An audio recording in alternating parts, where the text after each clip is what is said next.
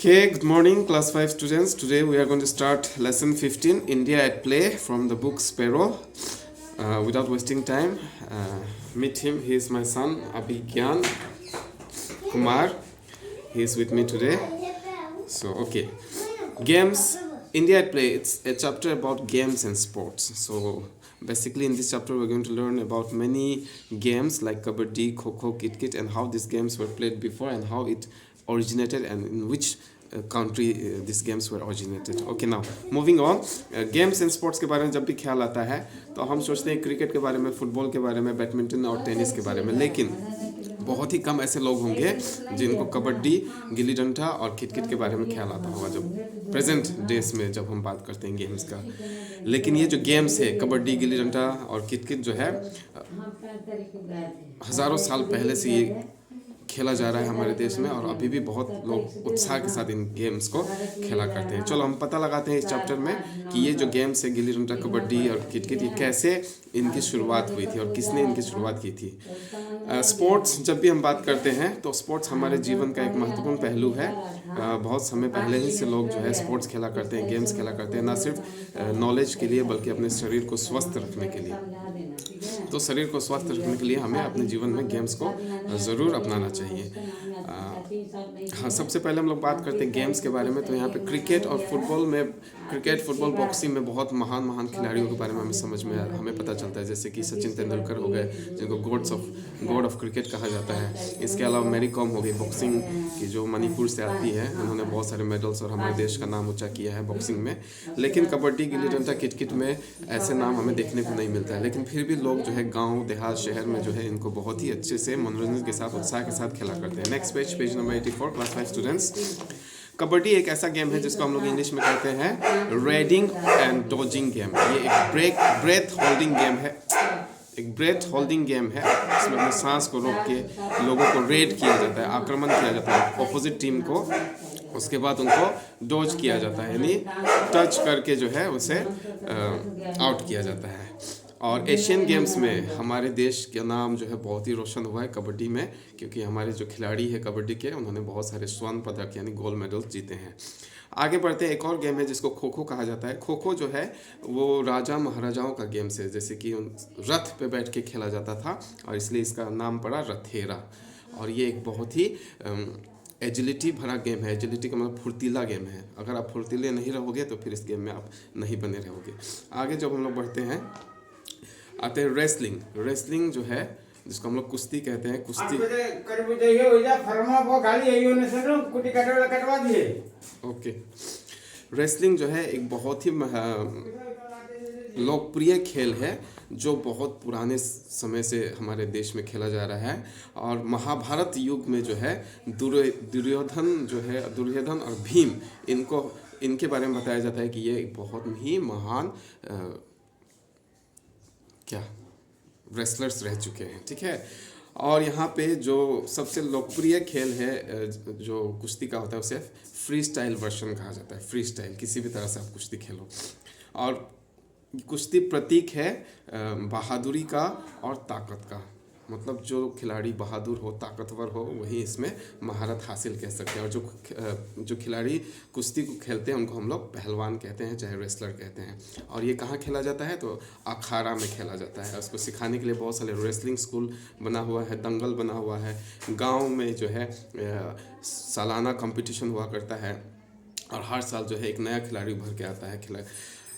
हमारे जो देश है यानी भारत में बहुत सारे खिलाड़ी ने हमारा नाम रोशन किया है, जैसे कि सुशील कुमार हो गए, योगेश्वर दत्त हो गए, गीता फोगट हो गए, साक्षी मालिक हो गए, बबीता कुमारी हो गए। इन्होंने जो है इंटरनेशनली जो है भारत का नाम जो है रोशन किया, बहुत सारे मेडल जीत के। Okay, moving on. Kite flying, पतंगबाजी जो है हमारे गांव देहात में बहुत ही चाव के साथ, बहुत ही उत्साह के साथ खेला जाता है। और इसको काइट फ्लाइंग को जो है हिंदी में जो हम लोग पतंगबाजी कहते हैं। और ये बहुत पुराने समय से हमारे भारत में चला आ रहा है। और बहुत सारे राजा महाराजाओं जो है इन प्रतियोगिताओं को कराते थे। और कभी कभी आजकल जो है हम देखने को मिलता है कि मकर संक्रांति हो, चाहे हमारे इंडिपेंडेंस डे हो, इन दिनों को जो है लोग पतंगबाजी करते हैं और एक दूसरे के साथ पतंग जो है वो लड़ाते हैं, ठीक है ना।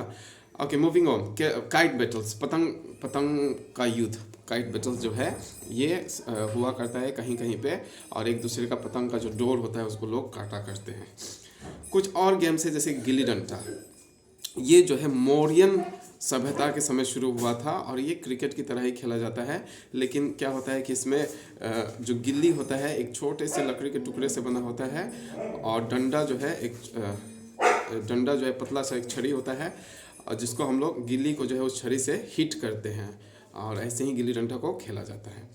और इसमें एक फील्डिंग टीम होता है, अगर वो कैच कर लेता है गिल्ली को तो जिसने भी उस गिल्ली को मारा है, जिसको हम लोग स्ट्राइकर कहते हैं, अगर वो कैच हो जाता है तो वो आउट हो जाता है, और नापा जाता है। अगर गिल्ली कैच नहीं हुआ, कहीं गिर गया दूर पे, तो उसको नापा जाता है कितना दूर गिल्ली गया है, और जिस टीम का सबसे ज़्यादा स्कोर होता है वही इस गिल्ली डंडा प्रतियोगिता को जीतता है। It is very popular among children in rural India. और ये जो गिल्ली डंडा है सबसे ज़्यादा पॉपुलर जो है कहाँ पे, शहर में नहीं गांव में है। बहुत सारे बच्चे गांव के जो है गिल्ली डंडा जो खेल है उसको खेलते हैं।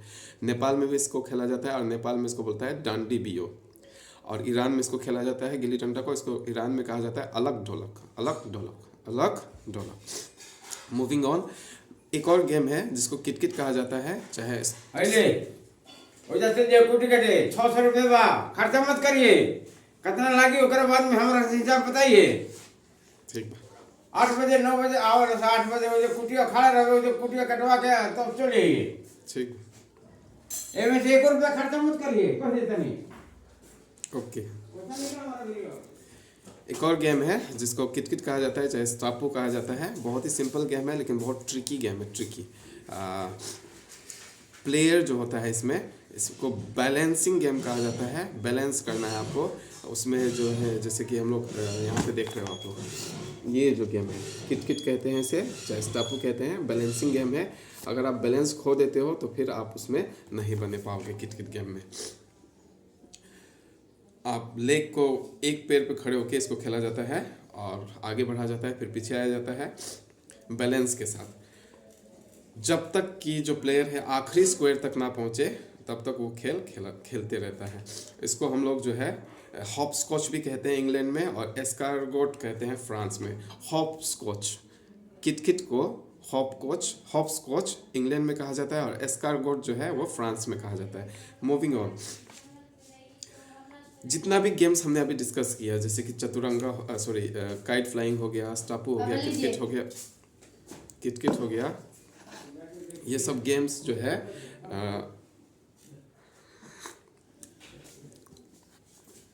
बाय बाय पूरी लगन के साथ खेला जाता है। अगर आप में लगन नहीं है तो फिर आप इस गेम में नहीं बने रहोगे।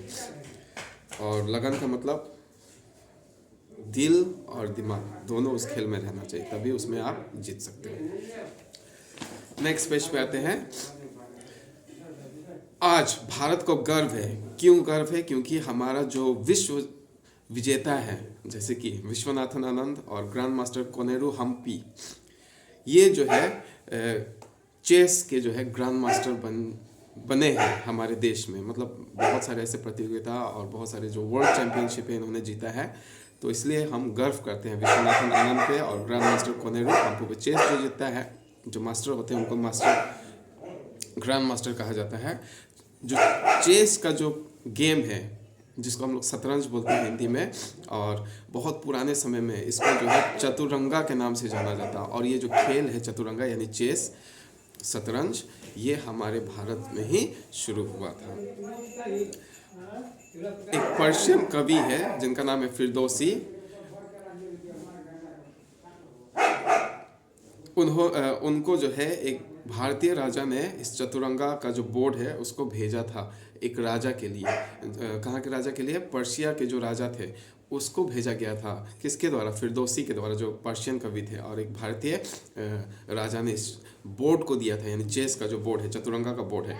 इसके बाद हम आगे बढ़ते हैं। बहुत सारे जो गेम्स अभी हमने डिस्कस किया, कबड्डी हो गया, किटकिट हो गया, काइट फ्लाइंग हो गया, तो ये हमारे सभ्यता को दर्शाता है, दिखाता है हमारे बारे में, देश के बारे में। और ये सब गेम्स जो है हम खेलते हैं ना सिर्फ मनोरंजन के लिए, बल्कि अपने शरीर और अपने दिमाग को स्वस्थ रखने के लिए, शार्प बनाने के लिए।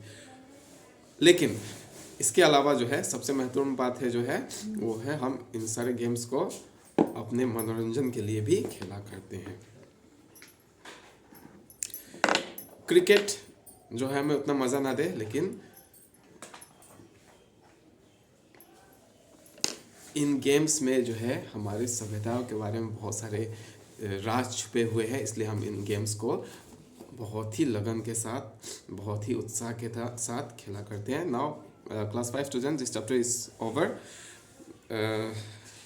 and the question answers I have given in the class, and the remaining exercises I will give you in the class. So thank you for being with me. God bless you.